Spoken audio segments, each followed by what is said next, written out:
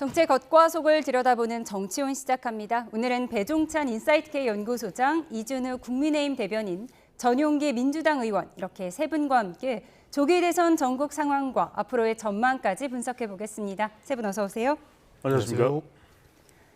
네, 조기 대선을 앞두고 정치권에서는 개헌론이 떠올랐죠. 우원식 국회의장이 권력구조 개편을 포함한 개헌과 조기 대선에 종시 투표를 제안한 건데 정치권 반응 듣고 대담 시작하겠습니다.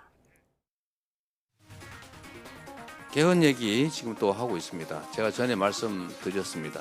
개헌 필요하죠. 민주주의 파괴를 막는 것이 중요합니다.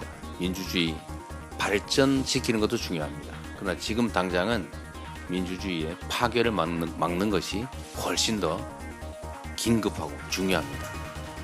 우선은 내란 종식에 좀 집중해 줬으면 좋겠다는 생각이 듭니다. 개헌으로 적당히 넘어가려는 생각을 국민의힘이 하지 않기를 바랍니다. 이제 바꿔야 합니다. 낡고 몸에 맞지 않는 87 체제를 넘어야 합니다. 개헌은 대한민국의 국가 시스템을 새롭게 짜는 일입니다. 단지 권력 구조를 분산하는 데 그치지 않고 견제와 균형의 원리가 제대로 작동할 수 있도록 시스템을 정비해야 합니다. 대통령의 권한만큼이나 국회의 권한도 균형 있게 조정해야 합니다. 네, 우원식 의장이 어제 제안하기에 앞서서 각 당 지도부와 여러 차례 논의가 있었다고 했는데 오늘 이재명 대표의 말을 보면 우 의장의 제안을 사실상 거절한 것으로 보이는데요. 어떤 배경이죠? 기본적으로 개헌을 해야 된다라고 하는 그 당위성에 대해서 반대할 인물은 없을 것 같습니다. 그리고 우원식 의장께서 지속적으로 여야 지도부를 만나서 개헌이 필요하다라는 말씀을 하셨던 것에 대해서 그것을 부정하거나 이렇게 반대하는 의견이 없었다라는 것이 지금 당장에 탄핵이 있은 지 이틀, 3일 만에 개헌을 다시 한번 꺼낸다라는 것과는 조금 다른 말씀이다. 저는 그렇게 받아들였습니다. 그렇기 때문에 지속적으로 이야기했던 개헌과 지금 당장의 시급한 과제로의 개헌은 약간의 다른 맥락이 있지 않나 이렇게 점칠 수 있을 것 같습니다. 사실 윤석열 정부 들어서고 나서 대한민국의 시스템이 굉장히 많이 붕괴됐다는 느낌을 받고 있습니다. 실제로 국민들도 그렇게 많이 느끼고 있다고 해도 과언이 아닌데요.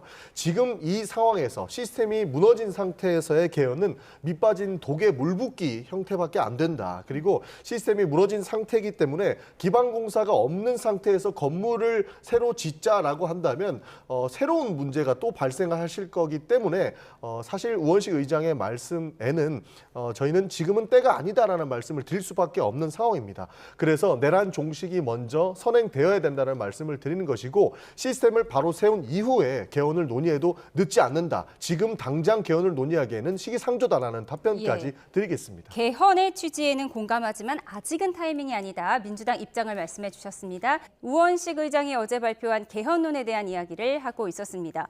실제로 이재명 민주당 대표도 지난 대선 직전에 4년 중임제와 국무총리 국회 추천제 등 개헌 구성을 밝힌 적이 있었잖아요. 그럼 그때와 지금이 어떤 게 다르다고 보세요? 그렇습니다. 그래서 많은 국민들이 이제 민주당, 특히 이재명 대표가 말하고 있는 개헌에 대한 논의가 시기가 이르다라는 그 말에 동의할 수 없을 거라고 봅니다. 현재 지금 여러 가지 현재 대통령 제도화에서의 문제점은 대통령 권한이 너무 지나치게 집중되어 있다는 거 하나, 그리고 5년 단임제의 부작용 하나입니다.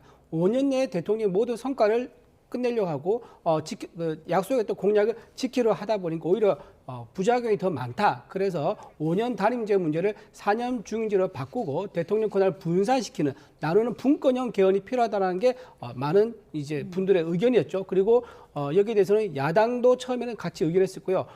국회의장이 여기에 동조를 하는 것은 아마 처음인 걸로 알고 있는데 국회의장까지 나서서 개헌을 하자고 하는데 지금 이재명 대표가 반대한다. 제가 보기에는 이재명 대표가 현재 있는 대통령의 권한 5년을 그대로 대통령 권한을 가지고 있고 현재 있던 대통령의 그 영향력을 유지하려는 의도가 아니겠느냐라는 생각이 좀 듭니다. 더군다나 지금 대통령 권한 개헌 관련해서는 감사원의 국회 이전도 이번에 같이 아마 개헌의 논의가 되어야 될 거고요. 또 하나 지금 800여 명의 채용 비리 사건이 일어난 선관위도 이번 개헌을 같이 논의돼 가지고 선관위가 헌법 기관이 아닌 법률 기관으로 의율하도록 해서 평상시에 감사원 감사도 받도록 하는 이제 그런 견제 장치가 필요한데 이런 것들 전부 다 하지 말자고 하는 것은 오로지 현재 이재명 대표가 내가 대통령이 될 것 같으니까는 이 권한을 난 그대로 다 누려보고 싶다. 이제 그런 의도를 좀 풀어야 됩니다. 소장님, 지난 대선 때는 아무래도 이재명 후보와 윤석열 후보가 박빙이었고 지금은 뭔가 이재명 대표가 단도직입적인 1위를 달리고 있으니까 개헌에 대한 입장이 조금 바뀌었다. 이런 분석도 있던데요. 어떻게 보세요?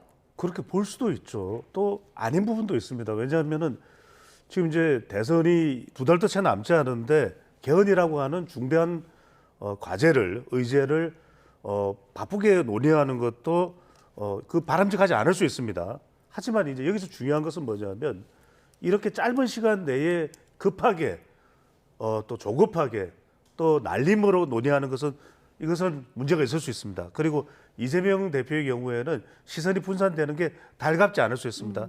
내란 종식 쪽에도 초점이 맞춰지는 것을 원할 수 있는 것이고 국민의힘이 주도하면 쉽지 않은데 우원식 국회의장이 이야기를 하니까 이때다 싶을 수 있습니다.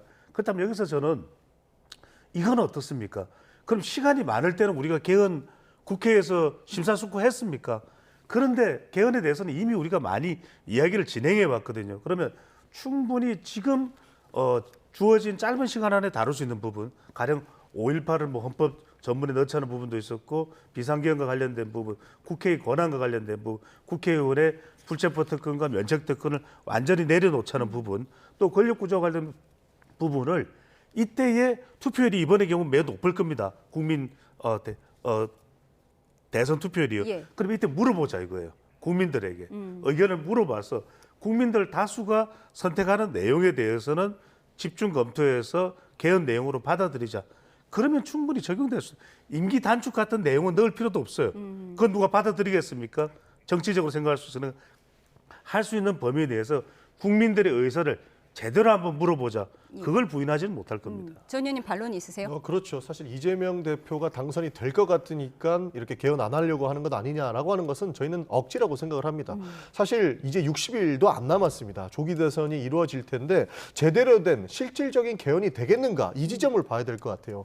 이제 대선 전국이 이뤄지고 각 당에서는 그 조기 대선 후보를 뽑기 위해서 지금 당장부터 달려나갈 텐데 어떠한 개헌안이 논의될지도 모르고 사실상 해야 할 내용들은 다 배제한 채 개헌 논의가 될 텐데 그것은 알맹이 빠진 이제 안고 빠진 찐빵이 될 수밖에 없는 그런 상황입니다. 그렇기 때문에 지금 개헌 논의를 60일 안에 하고자 한다는 내용들은 시기상조에 불과하다고 하는 것이고 사실상의 논란이 분산되고 실질적인 개헌 내용이 다뤄지지 않을 거기 때문에 이것은 충분히 다음 대통령이 뽑히고 난 이후에 해도 늦지 않는다. 사실 그리고 국민 투표는 내년 지방선거 해도 늦지 않는다라고 하는 많은 의논 과제가 산적해 있기 때문이지 이것이 이재명 대표에 연결할 필요는 전혀 없다고 보는 것입니다. 예, 제가 짧게 좀 말씀을 좀 드릴게요. 짧게.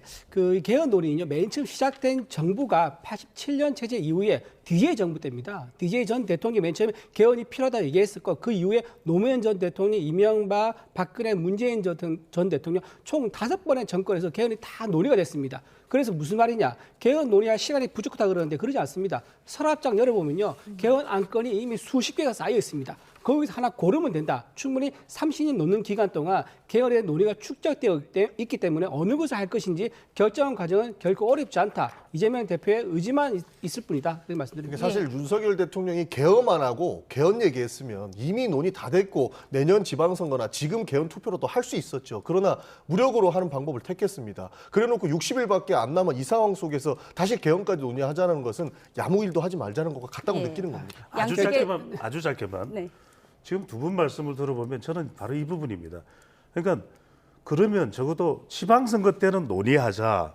그러면 이전에는 그런 논의가 없었냐면 그게 안 됐어요. 그래서 저는 적어도 그러면 여야 간에 합의를 내서 앞으로 어떤 일정만큼을 우리가 뭐 대선이 있고 난 직후에 3개월 이내에 개헌을 진행한다든지 아니면 그걸 국민투표로 확정하는 것은 내년 지방선거에서 한다든지 확정되는 일정만이라도 만들어놔요. 다음에는 이번 기회는 안 되니까 다음에는 하자 했는데 다 못했어요. 예. 확정되는 일정만이라도 도장을 꽉 찍어놓을 필요가 있을 예, 거라고. 다음 일정이라도 정해놓으면 논란이 적을 것이다라고 정리해 주셨습니다. 이렇게 얘기를 들어본 것처럼 우 의장이 각 정당의 지도부와 공감대를 이뤘다고 설명해서 개헌 논의가 급물살을 탈 수 있나 싶었는데 민주당, 특히 친명계에서 곧바로 반대 목소리가 나왔죠. 어떤 목소리가 나왔는지 확인해 보시죠. 그래픽 보여주시겠습니다.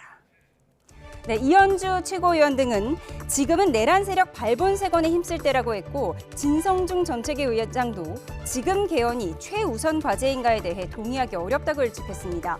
정청래 법사위원장, 시간과 장소, 상황에 맞지 않는 국회의장 놀이를 중단하라.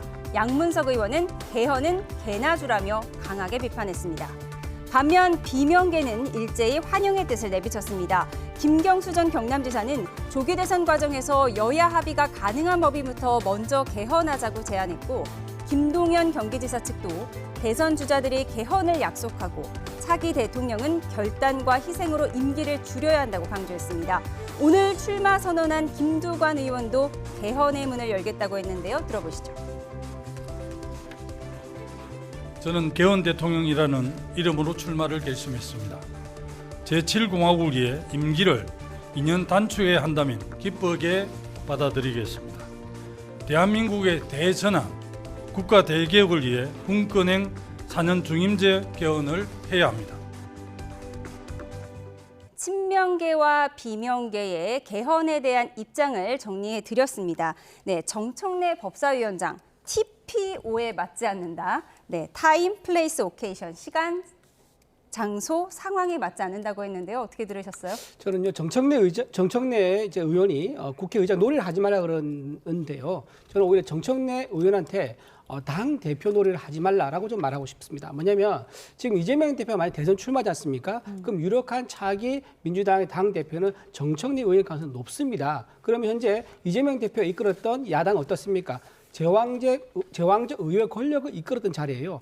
그리고 만약에 이재명 대표가 대통령이 당선됐다 가정을 해봅시다. 그러면 제왕적 대통령의 권한을 가진 이재명 대통령과 제왕적 의회 권력을 가진 정청래 당대표가 나오는 것. 이 두 콤비의 활약이 어떻게 지금 되겠습니까? 많은 국민들이 우려를 낳고 있다는 거 말씀드리고요. 그러다 보니까 5년 동안 이 제왕적 의회 권력과 제왕적 대통령 권력을 5년 동안 유지하고 싶어하는 게 아마 본능적인 권력의 의지일 겁니다. 그리고 또 하나 양문석 의원도 저기 말을 보태서 개헌 반대인데요. 양문석 의원은 본인이 재판받고 있습니다. 빨리 이재명 대표가 대통령이 되면은 만약에 유죄 확정이 되면 사면을 받을 수 있는 거고요. 또 민주당의 많은 의원들이 돈봉투 사건 때문에 10여 명이 지금 재판받고 있습니다. 이분들도 빨리 집권 여당에 대해서 사면받는 걸 다 기대하고 있을 거란 말이에요. 그렇기 때문에 지금 여당에서 노리는 개헌에 대한 불가로는 이렇게 본인들 이익과 5년 동안 제왕적 의회 권력과 대통령제 의회 권력을 지키겠다는 그런 꼼수에 불과하다. 저는 그래 봅니다. 예, 친명계는 개헌 반대, 비명계는 개헌 찬성. 대략적으로 이렇게 정리할 수 있을 것 같습니다. 왜 그런 사실상 거죠? 그 논리도 안 되는 게 김경수 지사가 1시간 전에 페이스북에 입장을 밝혔는데요.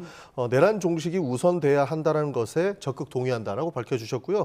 그다음에 방금 전에 배종찬 소장님 말씀해 주신 것처럼 다른 개헌의 사항에 대해서는 충분히 지방선거 때 2단계로 논의할 수 있다는 입장을 바꿨기 때문에 친명은 반대하고 비명은 찬성한다라는 이 논리가 사실상 깨졌다 이렇게 볼 수도 있을 것 같습니다. 네. 그리고 지금 이재명 대표가 그 제왕적 권력을 누리기 위해서 그랬다고 하는데 그러면 반대로 얘기하면 윤석열 대통령이 이 개헌 얘기를 좀 하셨으면 좋았을 뻔했다는 말씀을 좀 드리고 싶은 것이고 87년부터 있었던 개헌 사안이었습니다. 그게 지금 30년 가까이 지금 논의되고 있고 개헌이 안 됐었는데 30년 가까이 안 됐던 것을 60일 만에 바로 하자라고 하는 것이 오히려 더 반대로 말 안 되는 일 아니겠습니까? 네. 그렇기 때문에 사실 수기가 필요한 내용들이고 대한민국의 기초 근간을 흔들릴 수 있을 만한 그 법 체계인 헌법, 그 개헌 문제는 60일 안에 끝낼 수 있는 부분이 아니기 때문에 국민들과 함께 모두가 동의할 수 있는 그 체제를 구축하자라는 것입니다. 사실 우리가 탄핵 심판에서도 국민 여러분께서 보셨지만 정말로 기초적인 법률 아님에도 불구하고 대통령이라고 하는 사람이 한 명의 말장난으로 이렇게 4개월 동안 국민들이 힘들었었습니다. 그러면 모두가 동의할 수 있는 헌법을 만들어야 된다는 측면에서 모든 국민이 동의할 수 있지 않겠습니까? 그런 측면에서 60일 안에 졸속으로 당장 개헌을 하자고 하는 것들이 얼마나 때에 맞지 않는 것인가를 우리가 다시 한번 확인해야 되는 것이고 우원식 의장께서 지금 이 논의를 틔워주셨으니 배종찬 소장님 말씀하신 것처럼 언제까지는 개헌을 완성하자라고 하는 답변으로 가야 되는 것이지 60일 안에 확정을 짓자라고 하는 것들은 지금 때와 장소에 맞지 않는 내용에 불과하다는 말씀 드리겠습니다. 전 의원님 말씀하신 것처럼 선거 때마다 개헌 필요성은 제기가 됐는데 왜 30년 동안 안 고쳐진 걸까요? 왜냐하면 정치적인 이해관계가 첫 번째 엇갈리는 거죠. 그러니까 개헌 이야기를 꺼내야 되는 시점들이 대체로 정치적으로 필요할 때입니다. 첫 번째는. 그러다 보니까 선거를 앞두고 있을 때 또는 대통령의 경우에는 권력 후반기에 동력이 붙질 않는 거죠. 또 국민들도 그것이 정말 적극적으로 국민들의 이해관계가 빨리 맞닿아 있으면은 더 적극적일 텐데 오히려 그것보다는 선거에서 누가 대통령이 되느냐, 누가 국회의원이 되느냐 이게 앞서는 것이거든요. 세 번째는 이런 말씀을 드리고 싶어요. 짧게. 이재명 대표가 자칫 잘못하면 이게 개헌 의제가 더 이슈 확산이 되거든요. 이럴 때 좋은 방법은 개헌 일정을 적극적으로 검토하겠다. 이렇게 나가는 게 좋습니다. 그리고 실제로 개헌 논의는 적극적으로 이루어져야 됩니다. 이게 자칫 잘못하면 용두사미가 될 수 있기 때문에 다들 염려를 하는 것이거든요. 그런 부분에 대해서는 매우 적극적으로 구체적으로 개헌에 대해서 일정에 대해서는 검토하고 논의하겠다. 이렇게 나가는 방향을 취하는 것이 더 효과적인 저는 방법이 될 조금 수 보태서 있습니다. 말씀드리면 30년 동안 이게 제대로 진전이 안 된 이유가 뭐냐면요. 대통령 임기 초반에는 국정 운영의 주도권을 쥐기 위해서 개헌 논의를 다 하기 싫어합니다. 대통령이 본인 주도권을 쥐어야 되니까요. 그리고 임기 말에 그럼 할 수 있습니다. 그거 왜 안 되느냐. 차기 대권 주자가 자기가 곧 대통령이 될 건데 임기를 4년 줄이는 걸 다 논의하기 싫어합니다. 그러다 보니까 이게 계속 무한 반복될 수밖에 없는 상황인 거고 이재명 대표가 지금 그 상황에 딱 걸려든 겁니다. 본인이 대통령이 될 것 같으니까는 개헌 논의 하게 되면 자기가 임기를 줄여야 되거든요. 그러니까 하지 않겠다는 거. 이런 식으로 가게 되면 또 한 번 이번에 개헌 논의 놓치지 않습니까? 영원히 개헌은 못하고 육공화국으로 영원히 갈 수밖에 없는 그런 상황이 반복되기 때문에 꼭 이번에 개헌을 해야 한다고 말씀드립니다. 예, 우원식 의장이 쏘아올린 개헌론 이야기 자세하게 나눠봤습니다. 그런가 하면 국민의힘 잠룡들도 대선 채비에 속도를 내고 있는 모습인데요. 영상으로 보고 오시죠.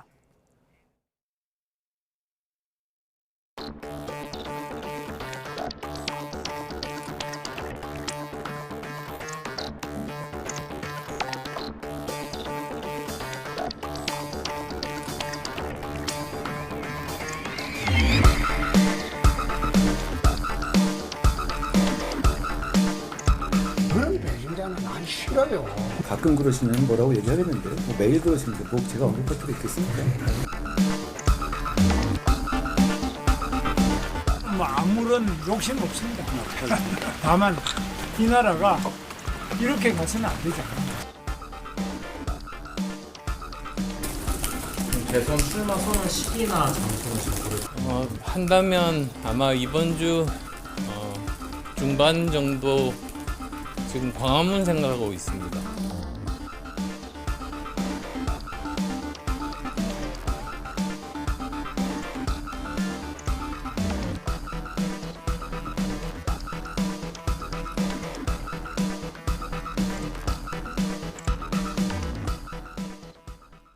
춘추 잠룡 시대가 개막됐습니다. 국민의힘의 경우 현재 예비 후보만 10명이 훌쩍 넘을 것으로 예상되는데요. 지지층과 확장성 두 마리 토끼를 모두 가져가야 할 텐데 지금 상황이 어떻습니까? 지금 우리 국민의힘에서는요, 민주당보다는 훨씬 더 인재풀이 많습니다. 대선 후보가 이미 준비되셨던 분들, 검증된 분들이 많은 상황이고요. 민주당에서는 지금 이재명 대표가 일극 처리를 유지하고 있지 않습니까? 비명 횡사를 해가지고 감히 이재명 대표에 도전할 사람이 없는 것 같아요. 그래서 이재명 대표가 이끄는 민주당에서 경선은 아마도 이재명 혼자 단독 콘서트가 되지 않을까. 물론 이제 뒤에 백댄서라든가 코러스가 필요하겠죠. 그러다 보니까 몇 명은 뒤에 들러리 서겠지만 이미 답은 정해져 있다. 대명 이런 상황인 것 같고요. 대신에 국민의힘에서는 많은 인재들이 모여서 경선을 하기 때문에 아마도 컨벤션 효과가 상당히 있을 겁니다. 그래서 국민의힘에서 경선을 하면서 왜 반 이재명으로 깃발 아래 모여야 하는지 그 논의가 되고 또 개헌 논의가 좀 더 진전이 되면서 아마도 중도층과 무당층에 상당한 지지율을 끌어오지 않을까 저희는 그렇게 생각합니다. 예, 컨벤션 효과가 있을 것이라고 했어요. 민주당에서는 어떻게 보고 계세요? 뭐 오히려 컨벤션 효과가 이재명 대표한테 가지 않을까 하는 기대감도 있습니다. 국민의힘 컨벤션 컨벤션 효과가요? 국민의힘 경선일 텐데 분명히 네. 국민의힘에서 얼마나 대단한 대통령 후보가 나올지를 보는 대선일 텐데 네. 모든 후보가 이재명은 안 된다, 이재명은 막아야 된다 이 얘기만 할 것 아닙니까? 그러니까 원래 보통 경선에서는 자기가 어떠한 비전이 있고 어떠한 역할을 할 수 있기 때문에 내가 대통령 후보가 되어야 된다라고 이야기를 해야 되는데 국민의힘 대선 경선은 뻔하디 뻔하게 이재명 대표를 막기 위해서는 본인이 후보가 되어야 된다라고 이야기를 할 거기 때문에 민주당 경선은 사실상 필요도 없이 국민의힘 경선만으로도 그 컨벤션 효과는 국민의힘에 갈 게 아니라 이재명 대표의 리더십을 더 공고하게 만들어주는 그런 상태를 만들지 않을까 저는 조심스럽게 추측해 봅니다. 오히려 민주당이 덕을 볼 것이다 라고 희망하셨습니다. 그런데 홍준표 대구시장이 대선을 마지막 꿈이라고 표현하면서 오는 11일에 시장직을 사퇴할 예정이라고 합니다. 소장님, 이 탄핵 반대하다가 모두 전환이 너무 빠른 것 아니냐 이런 얘기도 나오거든요. 왜냐하면은 조기 대선이기 때문에 시간이 없습니다. 그러니까 빠른 시간 내에 2달이니 이제 2달도 안 남았죠. 그만큼 인지도뿐만 아니라 여기에다가 호감도 그리고 충성도까지 높아야 나한테로 표고하거든요. 그리고 당원들을 접촉할 시간조차 없습니다. 그러니까 다 메시지로 이걸 다 소화를 해야 되는 상황인데 여기서 중요한 게 방금 전에 이제 전용기 의원께서 말씀하신 대로 이번 대선이 이재명 대 반 이재명 구도이면 분명합니다. 예. 그런데 조지 레이코프의 코끼리는 생각하지 마처럼 이재명만 외치면 안 되는 선거일 거예요. 그래서 이걸 회고적 투표로 가면 안 된다. 탄핵을 생각하는 것이 아니라 미래를 생각하게 만드는 경선을 국민의힘이 할 수 있느냐 없느냐가 중요하거든요. 그걸 뭐 이제 할 수 없을 것이다라고 단정할 수는 없는 것이고 그렇다면 그것을 전망적 투표, 미래를 바라보는 미래 지도자를 뽑는 투표로 하게 만들려면은 경선 의제 설정을 잘해야 될 것 같아요. 그러니까 안보는 어떻게, 경제는 어떻게, 그리고 리더십은 어떤 리스크가 없는 지도자를 뽑는 것이 왜 중요한가? 이게 상당히 이재명 대표에게는 또 부담이 될 수 있으니까요. 아니라고도 하는 또 주장도 나오기는 합니다만, 그래서 이런 것들을 얼마나 잘할 수 있느냐가 중요한데 홍준표 시장의 경우에는 지금 배수진을 치는 겁니다. 예. 왜냐하면 다른 광역단체장들은 사퇴까지 하고 나오지는 않을 거예요. 근데 본인은 안 돌아간다 이겁니다. 설사 경선까지는 사실 사퇴 안 해도 되는 안 거잖아요. 해도 되는데 예. 그러니까 본선 후보가 되면 좋지만 본선 후보가 설사 안 되더라도 이런 말은 이제 홍준표 시장은 싫어하겠죠. 하지만 설사 안 되더라도 난 안 돌아가 이런 생각을 하고 나왔다는 것은 배수진을 친 거예요. 그만큼 그 배수진을 친 것에 대해서 당원들의 평가 또 국민 여론조사에 좀 긍정적으로 작동하지 않겠느냐. 이 의중이 담겨 있는 거죠. 예. 그리고 관심이 또 어쨌든 여론조사 1위를 나타내고 있는 보수 진영에서요. 김문수 장관인데 어제는 나는 욕심이 없다. 다만 나라가 이렇게 가서는 안 된다. 그렇게 얘기를 했고 오늘 기자회견에서는 검토 중이고 대선 출마에 대해서 정해진 게 없다라고 말을 아꼈거든요. 속내는 어떻습니까? 아마 지금 각종 여론조사에서 김문수 장관에 대한 지지도가 높은 상황이기 때문에 본인이 별 생각이 없더라도 민심의 바다에서 아마 띄워주는 그런 형국인 것 같습니다. 뭔가 지지율을 보면 없던 생각도 들 수가 있겠죠. 그럼요. 예, 지금 없던 데 다시 드는 거고 또 본인이 생각하고 있더라도 지지율 낮으면 또 못 나오는 게 또 선거 아니겠습니까? 그렇기 예. 때문에 김문수 장관에 대한 지지율이 과연 계속 유지될 것인가? 그리고 본 대선 경쟁에 갔을 때 확장성이 있을 것인가? 여기에 대해서 아마 좀 진지한 고민을 할 것 같고요. 저는 4월 4일 한국갤럽에서 나온 발표 여기서 굉장히 의미 있게 봤는데 생각하는데요. 가장 유력한 대선 주자 누구겠느냐 했는데 2위가 이재명 대표였습니다. 34%였죠. 1위가 누군지 아세요? 지시성을 가진 분입니다. 네. 지지하는 후보자가 없음. 그렇죠. 그러니까 34%와 1위는 38%였는데 4%포인트가 차이가 나거든요. 예. 그래서 많은 시민들이, 국민들이 아직 후보자를 정하지 않은 그런 무주공산 상태이고 그만큼 중도층과 무당층에서는 어떤 바람을 부느냐, 어떤 사람의 미래의 제시에 따라 가지고 마음이 크게 흔들릴 수 있는 상황이다. 방금 배종대 소장님 말씀하신 것처럼 미래는 개헌에 있고요. 심판은 이재명에게 있다. 이 미래와 심판은 아마 같이 가는 대선판이 되지 않을까 싶습니다. 예, 홍준표 시장과 김문수 장관에 대한 얘기를 해봤는데 한동훈 전 대표는 이번 주에 당내 경선 일정이 나오는 대로 출마 선언을 할 것으로 보입니다. 이미 여의도의 대학 빌딩 9층에 사무실을 계약했다고 하는데 도대체 이 빌딩이 어떤 빌딩이길래 이렇게 대선 명당으로 불리고 있는 거죠? 사실 많은 분들께서 실제로 그리고 잠룡이라고 불리우는 분들께서 그 빌딩에서 이렇게 좋은 결과를 낳은 경우가 많습니다. 그래서 여의도 바닥에는 여기는 당선이 될 수 있는 명당이다라고 네. 하는 곳이 보수 굉장히 진보 많습니다. 후보 상관없이. 그렇습니다. 보수 진보 후보 상관없이 거기에서 대통령이 배출된 경우가 굉장히 허다하다라고 불리우는 곳이 많습니다. 그래서 캠프가 구성되기 전에는 누가 그 빌딩에 들어갈 것인가가 여의도 정가에서는 굉장히 초유의 관심사다. 이렇게 볼 수도 있을 것 계약하기가 같습니다. 힘든가요? 실제로 어렵다는 얘기도 있습니다. 예. 그리고 그 건물을 가지고 계신 분들도 누구를 한테 줄 것인가가 아주 희대의 고민이다라고 말을 할 정도로 그런 명당이 있다고 들었습니다. 건물주에게 선택권이 있는 거군요. 근데 제가 보기에 조금 이제 다른 부분 얘기 드리면요. 네. 이 건물주 사실 좋아하진 않아요. 왜냐하면 짧은 기간 임차를 하는 거지 않습니까? 네. 짧은 기간에 많은 사람들이 오가는 장소이기 때문에 건물이 훼손될 수 있기 때문에 네. 상당히 비싸게 불러요. 그래서 그 비싸게 부른 임대를 어느 캠프가 감당할 수 있느냐 이게 중요한 포인트인 거지. 뭐 대선 후보들 잘 골라가지고 대성 싶은 사람 캠프를 자기한테 이제 임차를 준다. 이거는 좀 아닌 걸로 그렇게 알고 있습니다. 건물주의 마음까지 우리가 헤아려 봤는데요. 껄끄러운 동거가 있을 거라고 합니다. 한동훈 전 대표와 홍준표 시장. 네, 4층과 9층에 동거하게 된다고 하는데 엘리베이터가 3개밖에 없다고 해요. 마주칠 그렇죠. 수밖에 없을 텐데요. 제가 이 건물을 또 잘 압니다. 네. 잘 아는 다녀오셨어요. 이유가 어느 캠프로 간 것이 아니라 식당에 네. 먹으러 이제 밥 먹으러 갔는데 커피숍도 있고요. 근데 여기가 정말 건물의 크기에 비하면 네모 반듯하고 각 사무실의 크기가 다 똑같은 형태라서 그래서 이 여의도에 이른바 명당 자리로 이제 이름 나는데 너무 지나치게 이야기하면 또 부동산 가격에 영향을 줄 수 있어서 네. 자제해야 될 것 같고요. 이제 엘리베이터가 몇 개 안 돼요. 그러다 보니까 마주칠 수밖에 없다. 그러다 보니까 이른바 지금 좀 관계가 서로 뭐 견원지간이라고도 이야기되기도 하는 한동훈 전 대표, 홍준표 시장 사이에서는 이게 정말 서로 마주치면 엘리베이터 안에서 1층까지 내려갈 때까지는 내리지도 못하잖아요. 물론 3층 누르고 내릴 수는 있습니다만 그렇게까지는 하지 않을 테고 그래서 그런 상황도 연출될 수 있었다. 서로 대화를 나눌 거냐 1층 내려가는 동안에 꼭꼭 입을 다물고 있을 것이냐. 그러니까 묘한 상황까지도 연출될 수 있는 상황이 될 수도 있겠죠. 저는요, 4층에 계신 분들은 계단을 이용하지 않을까 싶고요. 9층과 6층은 사실 엘리베이터 3개지만 하나는 전층을 다 운영하고 나머지 2개는 홀짝 이렇게 운영하거든요. 네. 실제로는 층수에 따라 가지고 2개밖에 사용을 못하기 때문에 만날 가능성이 되게 높을 거라 봅니다.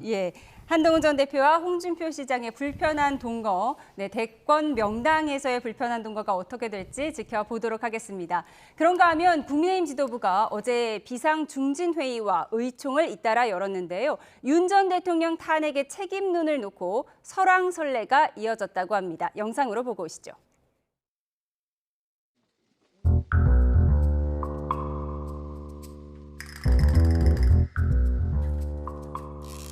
그 내용은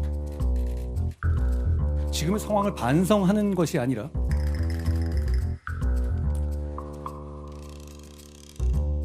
지금의 상황을 합리화하고 사실상 내란을 자백하는 취지의 내용이었습니다. 저는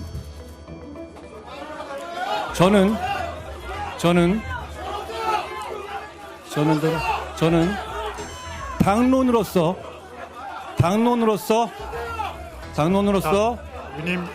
탄핵을 찬성하자는 제안을 드립니다.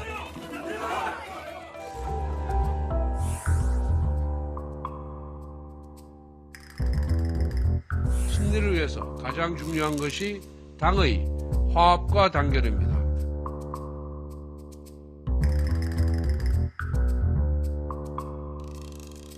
일부 친윤계 의원은 YTN과 통화에서 당의 비판적인 목소리를 내온 김삼호, 조경태 의원 등에 대해 지도부의 조치가 필요하다고 주장하기도 했습니다.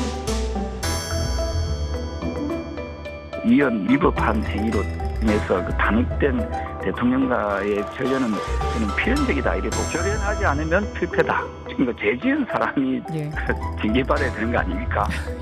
저는 헌법을 위반한 적도 없고 법을 위반한 적이 없거든요. 탈당은 제 자유의사인 거지요. 행동으로 사과를 해야 하는데 행동으로 하는 사과는 윤석열 대통령에 대한 징계라고 생각합니다. 근데 왜 제가 징계 대상인지 저는 당원에 위배되진 않았다. 네, 어제 의원총회에서는 조경태, 김상욱 의원을 향해서 당로 날개를 깃털같이 알면 어떻게 같이 가냐는 목소리까지 나왔다고 합니다. 그러니까 단순히 탄핵 찬성했다기보다는 언론 접촉을 많이 하면서 윤 전 대통령 비판했던 사람이 비판의 대상이 된 거죠. 그렇습니다. 예, 이런 말이 있습니다. 민주당에는 민주가 없고 국힘에는 힘이 없다. 민주당에서는요, 민주가 없기 때문에 일극체제로 완비되어 있습니다. 모든 내용들이 일사불란하고요. 반대하는 의견 내기가 쉽지 않죠. 다 비명 행사를 했기 때문에. 하지만 국민의힘에 민주가 있기 때문에 개별 헌법기관은 어떤 발언을 하든지 자유입니다. 다 존중을 해줍니다.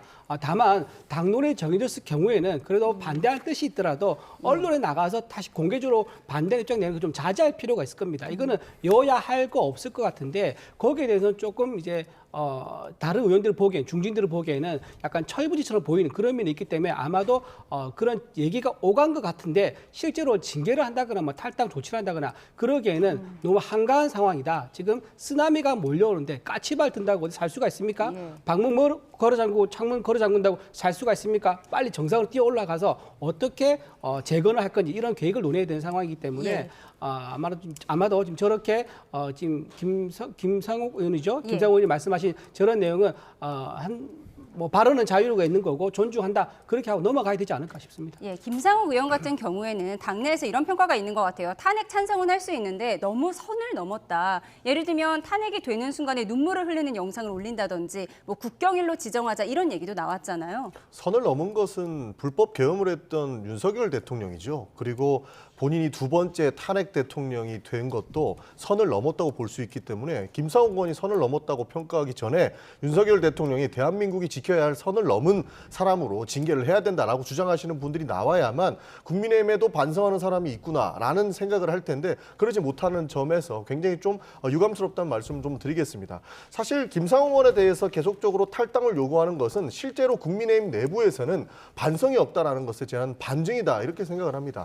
만약에 김상욱 의원에 대해서 말 잘했다. 그리고 우리가 반성하자는 측면에서 네가 지도부를 맡아봐라라고 했다면 민주당이 무서워했을 것 같습니다. 실제로 민주당이 가장 두려워할 인물들이 결국에는 국민의힘이 됐을 거라고 보는데 실제로 지금과 같이 반성이 없는 모습을 보이고 있는 것이고 그에 대한 반증을 김상욱 의원의 탈당으로 보는데 좀 전에 우리 대변인께서 말씀해 주셨지만 국민의힘에는 민주가 있다라고 말씀 주셨는데 민주가 있는 모습이 이것은 아니죠. 그렇기 때문에 김상욱 의원과 조경태 의원의 그 탈당 요구는 정말로 바람직하지 않은 것이고 실제로 징계해야 될 사람은 윤석열 대통령임의 명백하다는 말씀까지 드리겠습니다. 예.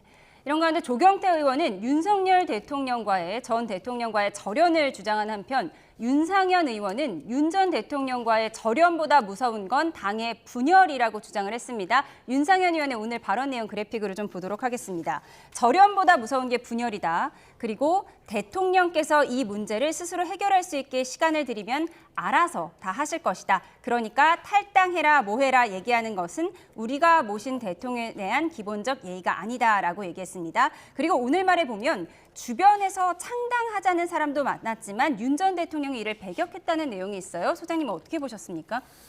윤상현 의원이 지금 상황에 대해서 왜 복잡한가에 대한 설명을 하고 있는 것 같아요.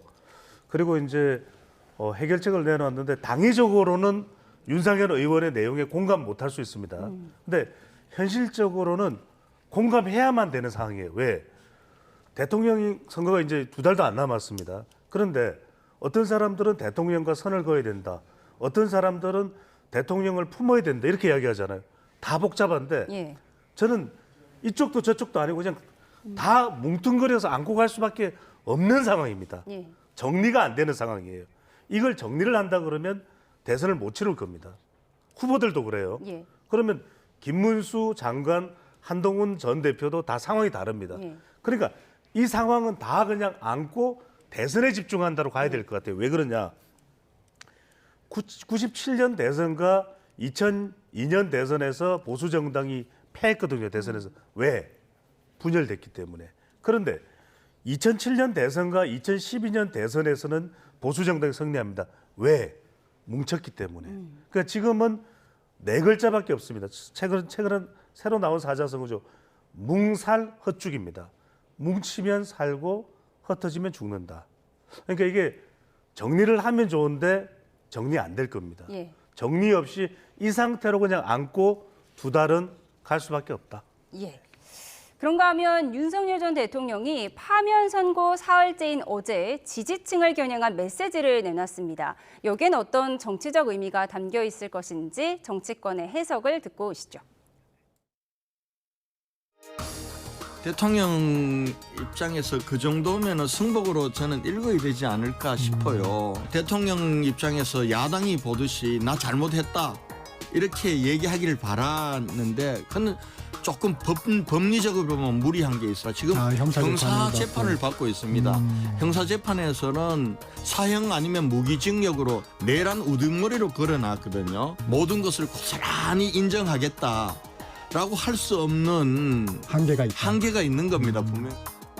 대통령직은 파면됐으니 수행할 수가 없지만 뭐 정치를 계속 하신다는 얘기 같기도 하네요. 상당히 큰 착각을 갖고 있는 것 같아요. 윤석열 개인에 대한 이 엄청난 지지가 있는 것으로 생각하는데 그 상황이 만들어 놓은 그쪽 이 극렬 지지자들의 그 반응과 개인적 지지를 착각하는 것으로 생각하고 또 한편 그런 면에서 보면 엄청나게 뻔뻔한 거죠. 한 번도 국민들한테 진심으로 사과를 하지 않았습니다.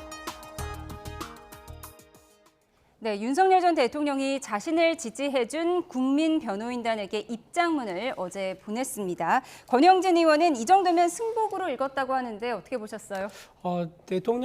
전 대통령께서 두 번의 메시지를 냈죠. 첫 번째 국민들한테 사과의 취지의 메시지를 냈고 사랑한다고 했었고요. 이번에는 이제 국민 변호인단과 청년들에게 고맙다고 했습니다. 풍찬 노숙하면서 삭발하고 단식하면서 지지해진 분들에게 고마움을 표하는 것은 인간 도리상 당연한 겁니다. 거기에 대해서 문제 지적하는 것은 조금 지나치는 생각이 좀 들고요. 그다음에 대통령이 사주로 옮기게 되면은 아마 추가로 어떤 정치적 메시지를 더 내지는 않을 걸로 저는 예상을 합니다. 왜냐하면 본인이 이제 형사재판이 또 있는 거거든요. 거기에 집중해야 되는 상황인 거고 또 대선이 본격 돌입하기 시작하면요.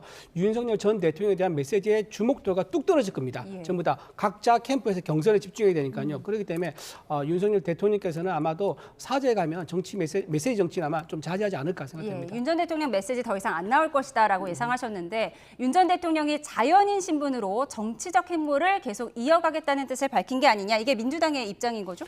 그렇습니다. 저렇게 사실상 반성 없는 발언을 하신 거죠. 헌법재판소 결정문에 보더라도 자신을 지지하는 사람들을 초월해서 모든 국민을 통합해야 될 의무가 있다라고 말씀해 주셨는데 윤석열 전 대통령의 메시지, 두 번의 메시지를 저는 다 봤는데 사실상 모든 국민들을 향한 사과는 없었다라고 평가하고 있습니다. 그리고 이후에 나온 것도 본인을 지지했던 사람들한테 이야기하고 있기 때문에 결국에는 정치 행보를 하고 있는 것이고 선동으로 읽을 수 있는 부분이다라는 생각을 가지고 있습니다.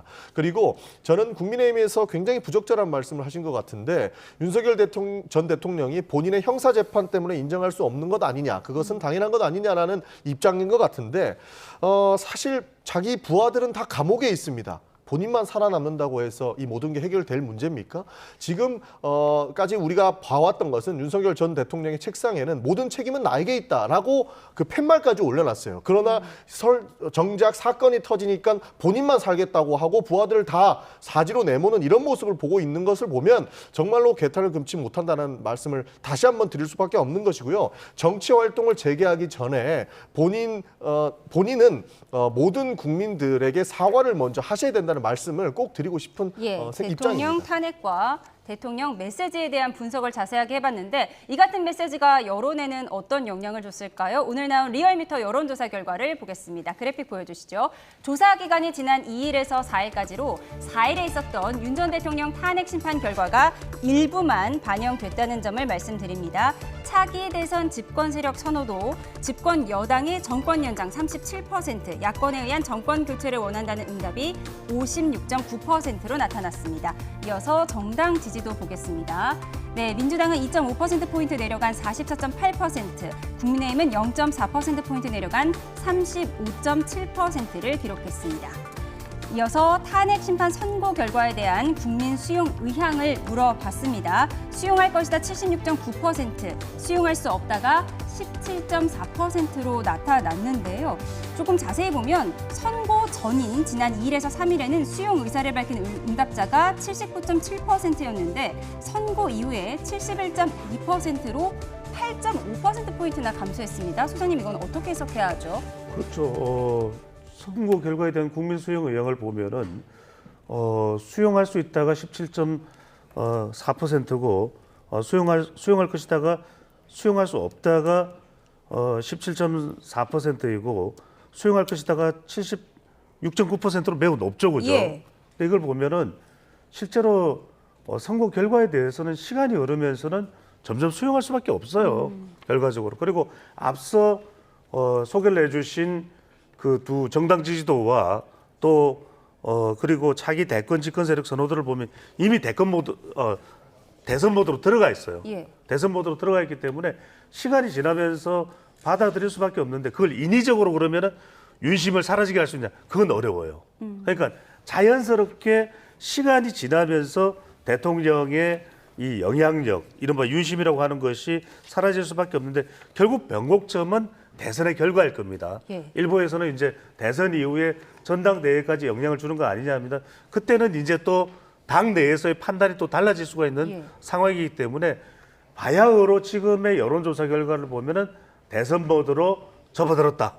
이렇게 볼 수 있습니다. 이게 지금 탄핵 심판 결과가 조사 기간 3일 중에 하루 포함된 거잖아요. 그럼 이제 앞으로 발표될 여론조사는 탄핵 심판 결과가 완전히 반영이 될 텐데 그럼 어떤 변화가 있을 걸로 보세요? 그렇죠. 이제 탄핵 선고 결과가 반영되면 아무래도 탄핵 정국 이후에 이어지는 대선 국면에서도 조금 그 영향은 민주당의 정치적 반사기로 갈 수도 있습니다. 하지만 이제 구도가 중요하겠죠. 예. 계속 탄핵 모드로 대선이 가느냐 아니면 앞서 말씀드린 대로 이재명 대표 중심으로 대선 모드가 가느냐 전개되느냐 변화되느냐 이 부분이 보다 더 중요할 것으로 보입니다. 예, 향후 여론의 흐름까지 예상해봤습니다. 지금까지 배종찬 인사이트K 연구소장, 이준우 국민의힘 대변인, 전용기 민주당 의원 세 분과 함께했습니다. 고맙습니다. 감사합니다. 감사합니다.